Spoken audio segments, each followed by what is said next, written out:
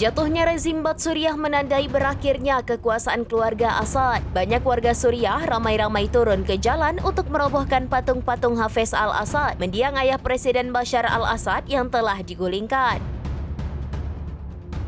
Bahkan, kepala dari patung Hafez sampai dipatahkan. Semua simbol rezim dirobohkan mulai dari ibu kota Damaskus hingga kampung halaman keluarga Assad di pesisir Latakia. Sementara, viral video yang menunjukkan kepala patung ayah Bashar al-Assad diseret ke jalanan kota Hama. Rekaman itu memperlihatkan seorang pria menaiki patung untuk kemudian merobohkan kepala Hafez. Video viral lain juga menunjukkan sebuah truk kecil menarik kepala patung yang sangat besar dan terpenggal itu di sepanjang jalan. Kendaraan itu melaju cepat dan diikuti orang-orang di belakangnya. Sebagaimana diketahui, kelompok anti pemerintah telah menyerbu dan menguasai istana Bashar al-Assad. Keberadaan Bashar al-Assad dan keluarganya dilaporkan berada di Rusia. Di sisi lain, perayaan terus berlanjut di banyak bagian negara itu.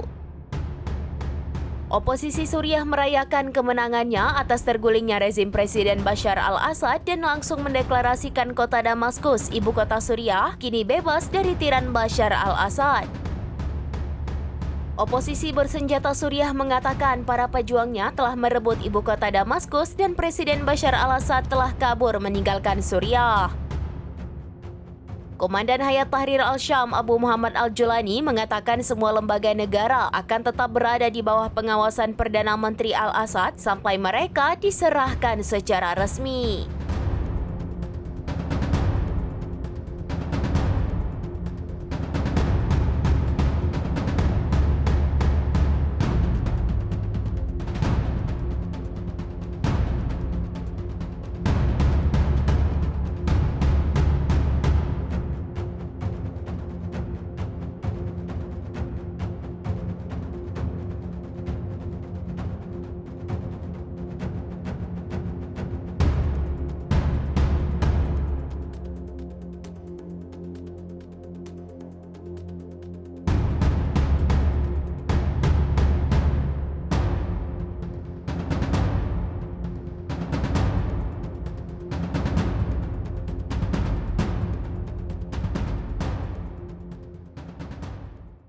Download Tribun X sekarang, menghadirkan lokal menjadi Indonesia.